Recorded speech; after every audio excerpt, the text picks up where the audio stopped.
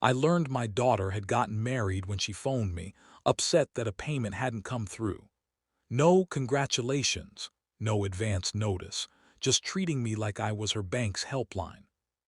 She'd been engaged and I hadn't even known. I'm 58 now, and I've been providing for this girl since she was 7 years old.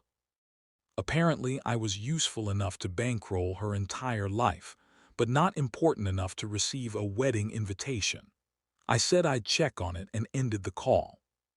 Then I just sat there, staring at the phone, feeling something break deep inside. I'd sensed her pulling away for months, always too busy to talk when I called, replies reduced to single words, constant excuses. Last month she claimed she was traveling, yet her car sat parked outside her apartment when I happened to drive past. I sent extra cash for her birthday so she could get a new laptop. All I got back was a heart emoji. No phone call, no genuine appreciation. I kept convincing myself I was overreacting, that she was simply caught up in grown-up responsibilities. But the truth was I'd been quietly paying for a wedding I wasn't welcome at. I adopted her when she was 7. Her biological father was never present, and my ex-wife walked out when the girl was 9, relocating 4 states away to be with someone new. From then on, it was just the two of us, this frightened little girl and me. I worked extra shifts, took on weekend jobs, made certain she never went without. Dance lessons, summer camps, a college savings account, helping with schoolwork every evening, driving her to sleepovers, picking her up from parties. When she was accepted to an out-of-state university costing $40,000 annually, I found a way, taking out loans, delaying my own retirement plans, because that's what parents do.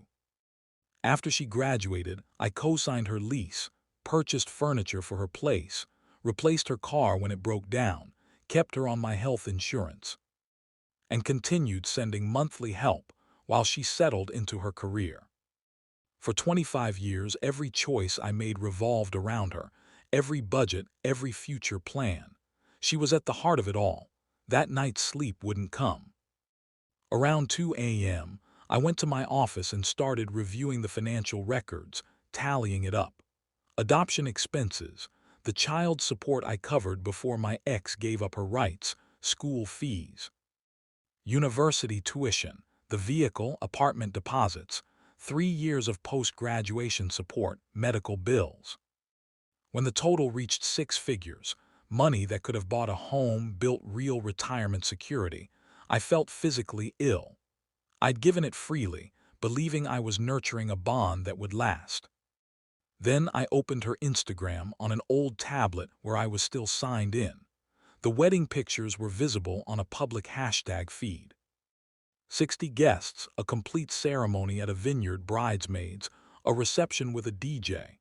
My ex-wife was there, smiling in a fancy dress, the same woman who had walked away. Friends I'd known, her former roommate I'd once helped relocate, all of them witnessing her vows, and I didn't even know the groom's name. One photo showed her dancing with an older man, likely her father-in-law, captioned something about gratitude for family.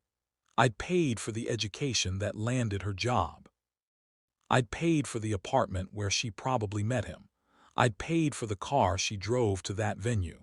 Yet I wasn't considered family enough for even a simple message.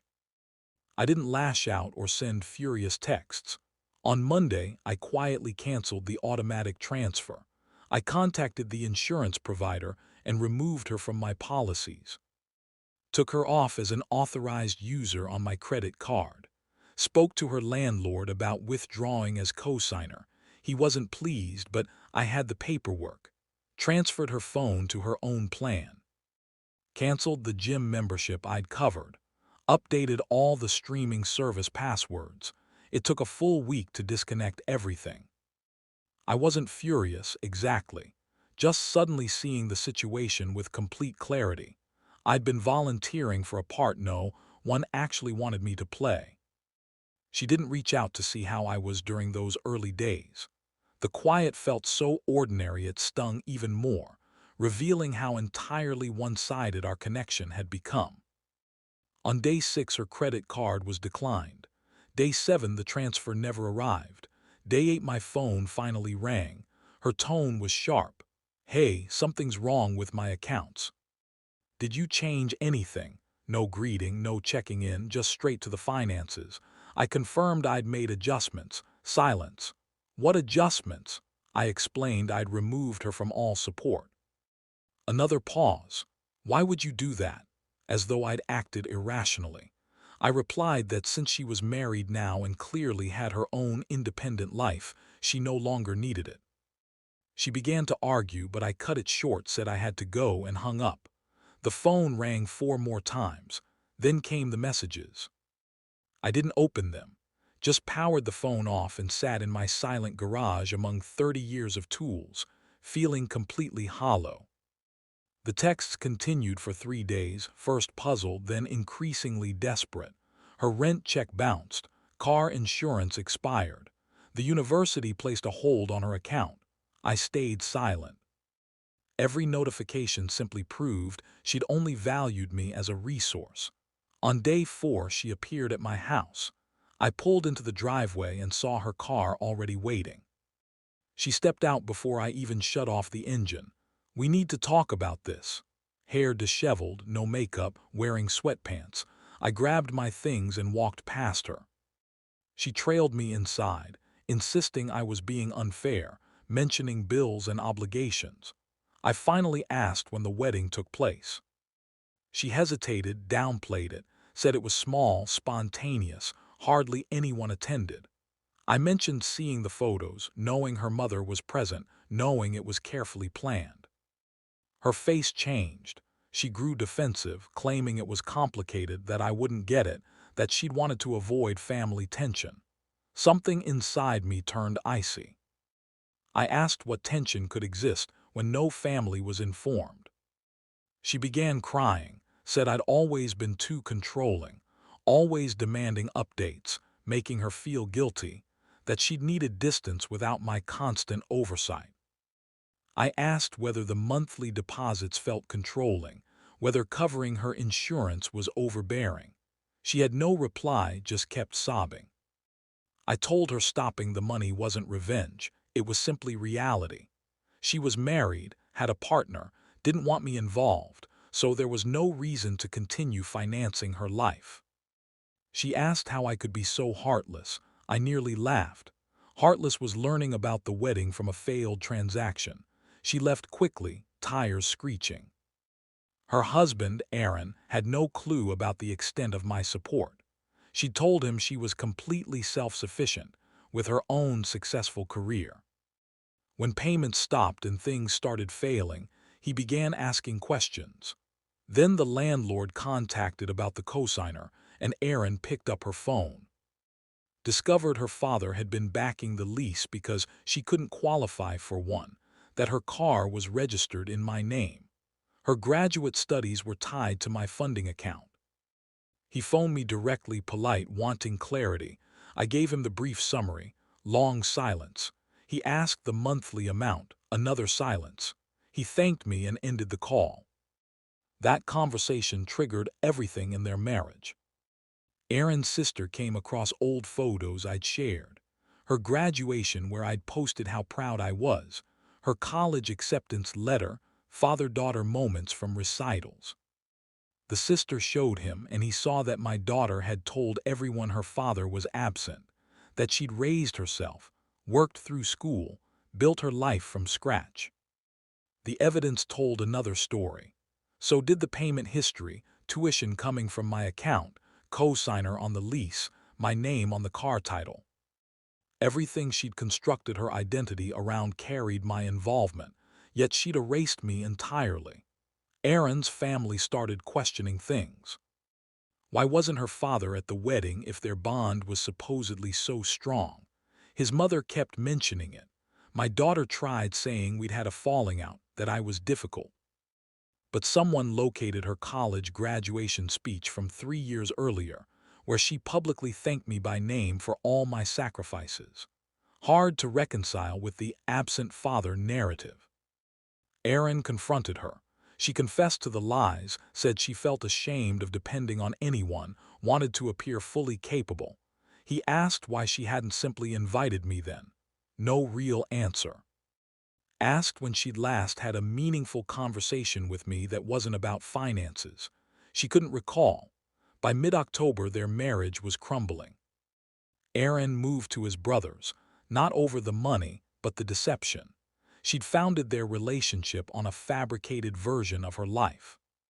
My daughter called me one late night, intoxicated and crying, blaming me for ruining everything, saying Aaron was leaving because of me. I asked how stopping payments damaged her image, unless she'd been dishonest about it. She hung up, rang back 10 minutes later apologizing, begging me to help repair things. Just cover rent temporarily, maybe speak to Aaron. I refused, said I'd spent 25 years assisting and was finished. She needed to handle it herself. She wept, and I felt only emptiness where that old protective feeling once lived. I ended the call and changed my number the following day. Without that $1,800 monthly, reality struck hard and fast. She earned $60,000 annually but spent like she earned double, upscale apartment, frequent dining out, clothing, vacations. My contributions had been extra disposable income. Rent alone was $2,000. Add car payments, insurance, utilities, student loans. She was immediately underwater. Her mother refused any help. She began selling possessions, the furniture I'd purchased, jewelry, her camera. It wasn't enough. By November, she'd relocated to a shared house with roommates, had to find a new home for her cat, dropped out of graduate classes. Erin filed for annulment in early December, claiming misrepresentation regarding her finances and family background.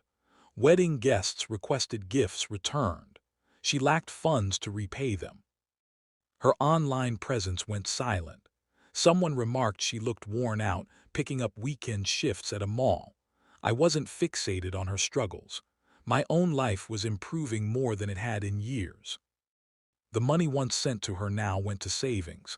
I paid off my truck in January, applied extra to the mortgage, took a solo vacation, skiing in Colorado. My days felt like my own again. I established a scholarship fund at the local community college for students from single-parent homes, partnered with a nonprofit supporting foster youth. Quiet donations to people who truly needed and valued the help. It felt meaningful in a way supporting my daughter never had. She sent a handwritten letter in March, pages of apology.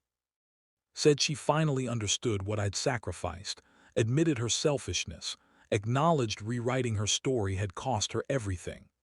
Erin gone, comfortable life gone, working 2 jobs, scraping by. No request for money, just regret and hope for forgiveness. The letter stayed on my counter 3 days. Part of me wanted to trust its sincerity, but I remembered that initial call about the missing transfer, remembered the wedding. I started replies but never sent them, filed the letter away. Some damage can't be repaired with apologies. A week later, my attorney called. My daughter had contacted him asking if there was any legal way to force me to resume support. He informed her no, she was an adult, but wanted me aware. Even after the apologetic letter, she was searching for leverage to restart the payments. It wasn't about rebuilding a relationship. It was about restoring the financial setup. The annulment finalized in April. Erin's brother casually mentioned it. Erin felt relieved and was moving forward. I nodded, didn't inquire further, but details reached me anyway. A woman I was dating spotted my daughter at the grocery store, exhausted, in a work uniform.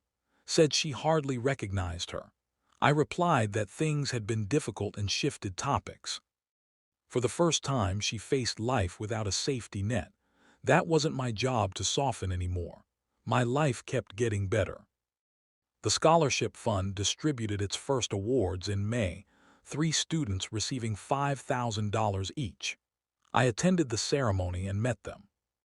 Young people who reminded me of my daughter at their age, except they expressed real gratitude. One girl, whose single mother supported 3 kids on a waitress income, cried while thanking me. Said the award let her quit her night job and concentrate on studies. Driving home, I felt my money was truly creating change. I expanded the fund, added mentorship in construction trades. The nonprofit invited me to their board. I was creating something substantial. Summer arrived with no contact from my daughter for months. Then in July, a LinkedIn message. She'd started therapy, working on herself, hoped to meet for coffee, no pressure. I stared at it a long while and closed the app without replying. Days later, another message saying she understood if I declined. I archived both. What I didn't realize was she'd been evicted, tried her mother again, but that door stayed shut, couch surfed until it ended, landed in a weekly motel. Lost one job after her car was repossessed. A former roommate contacted me in August, concerned, sent a photo of my daughter at a bus stop, thin, defeated. I thanked her and did nothing further. Rescuing would only delay genuine change. In September, I sold the house, too large, too filled with memories. Purchased a smaller property outside town on a few acres, with space for a workshop. The change felt like a clean break from the past. I began taking on creative woodworking, custom pieces, restorations I truly enjoyed. Started dating someone seriously, Julie, who ran a bookstore. She knew my history, offered no judgment or attempts to repair it. We moved slowly. It felt natural. In October, an email arrived at my work address from my daughter. Said she was living in her car, had lost it all, knew it was her own doing but was afraid. Not requesting money, just guidance on how to rebuild. Mentioned attending free therapy sessions and finally grasping how deeply she'd hurt things. Said she loved me and was sorry. I read it twice, took a long walk to think. Julie asked what I planned to do. I said I wasn't sure. She said that was perfectly fine. I considered it for a week. Truthfully, I no longer trusted her, not financially, not emotionally. She'd shown I held value only as a provider. One message from her lowest point didn't undo years of that. Yet completely severing her forever felt wrong too. I chose a middle path. Sent a brief reply. I received your message. I'm sorry you're struggling.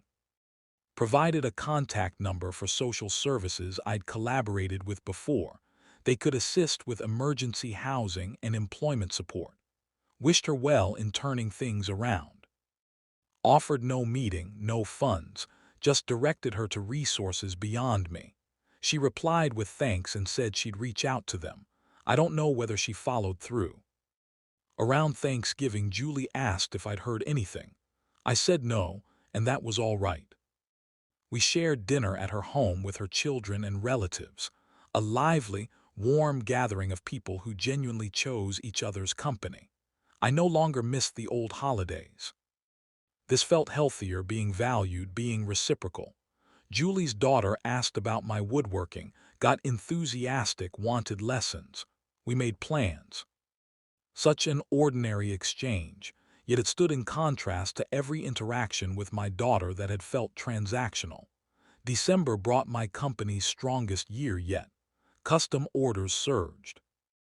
I hired 2 young assistants and began teaching them. The scholarship fund issued winter grants. The nonprofit asked me to serve on their board. I was contributing to things that held real meaning, nothing rooted in duty or the need to earn affection. Christmas Eve, I was completing a rocking chair commission when my phone vibrated. Unknown number. Merry Christmas, Dad.